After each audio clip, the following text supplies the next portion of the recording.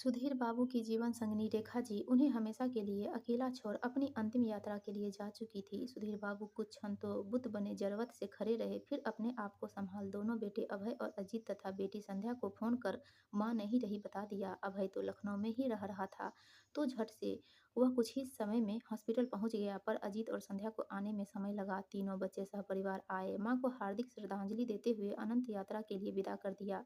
रेखा जी के रहने से जिस घर में रौनक व कुछ न कुछ करते रहने का शोर मचा रहता था, वहां आज सभी के मौजूद होने के बावजूद एक गहन खामोशी का एहसास हो रहा था। सभी निःशब्द से चुपचाप एक दूसरे को देख रहे थे। माँ के जाने का दुख तो था ही, पर इससे ज्यादा परेशानी इस बात की थी कि अब पापा कैसे रहेंगे, कहाँ किसके संग रहेंगे, कैसे समय बीतेगा, दिनचर्या क्या होगी, वगैरह वगैरह। 13वीं तक तो रिश्तेदारों का आना जाना लगा ही रहा, आपसी बातचीत कम ही हो पाती थी। वैसे तो नाते रिश्तेदार भी अपनी तरफ से औपचारिकता निभा ही रहे थे कि सुधीर बाबू अब अकेले कैसे रहेंगे, हम सबके संग ही अपने मन मुताबिक रह लिया करेंगे।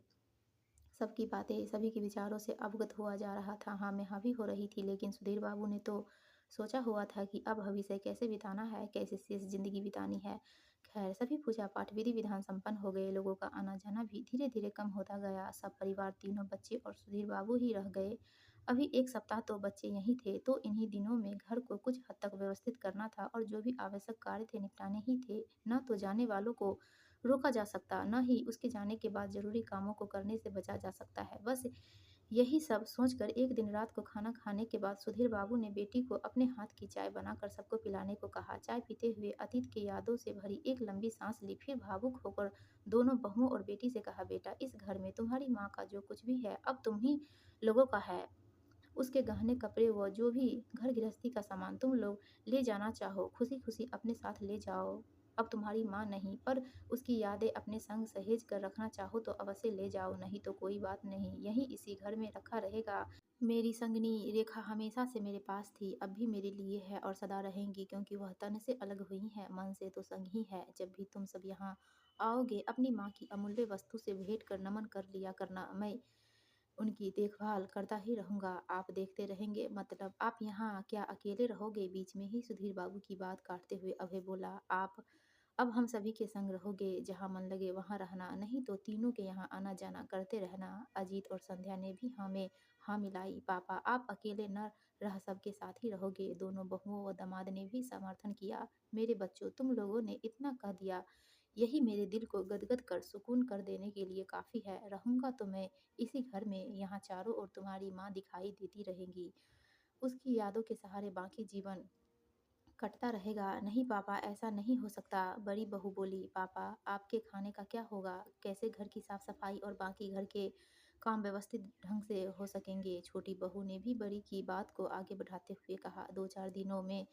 जब भी हम जाएंगे आप संग ही चलना, कुछ दिन तो साथ में रहिए, फिर बाद में देखते हैं क्या करना है। सभी बारी बारी से अपना मशवरा देते रहे। सुधीर बाबू चुपचाप सुनते रहे। सबके शांत होने के बाद अंत में सुधीर बाबू ने बोलना शुरू किया, बेटा, तुम सबको जितने दिन रहना है खुशी खुशी रहो, पर जब लगने लगे कि अपने अपने काम का अब हर्जाना या नुकसान हो रहा है, तो निश्चित रूप से बिना किसी चिंता परेशानी के अपने घरों को जाओ।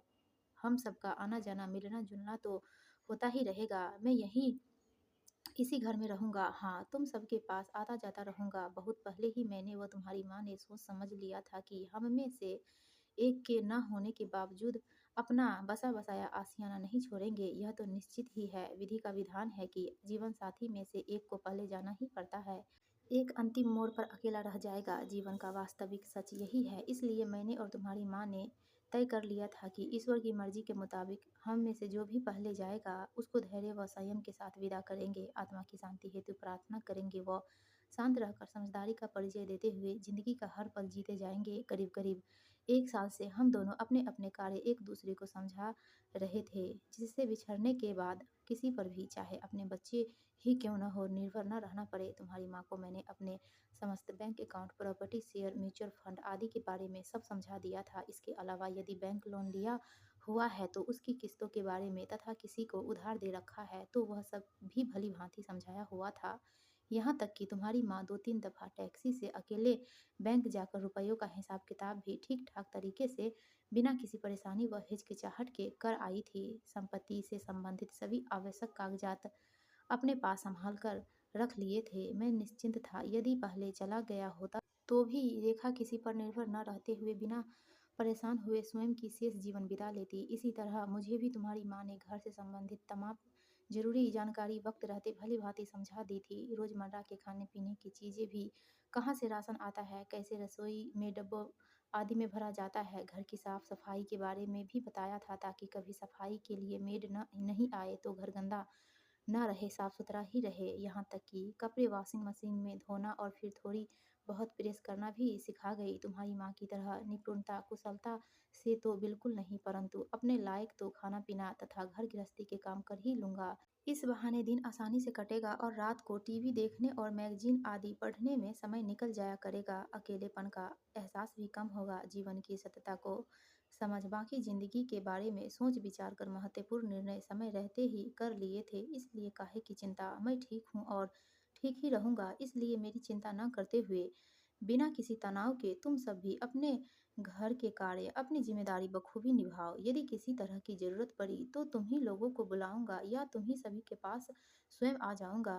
यह जीवन तो चलता ही रहता है। कुछ विषय परिस्थितियों में थोड़े समय के लिए ही ठहराव आता है, फिर अपने अपने रास्ते पर स्थिति के अनुसार सोच समझ वैसा ही ढल कर चलना पड़ता है, नहीं तो शेष जिंदगी बिताना मुश्किल होकर एक एक दिन सदी के समान महसूस होगा। तो फिर जितने दिन अपने इस घर में रहना चाहो, तत्पश्चात अपनी जिंदगी की गाड़ी को रफ्तार देते हुए आगे बढ़ो। मैंने और रेखा ने समय रहते ही जिंदगी के वास्तविक सच को जान समझ लिया था।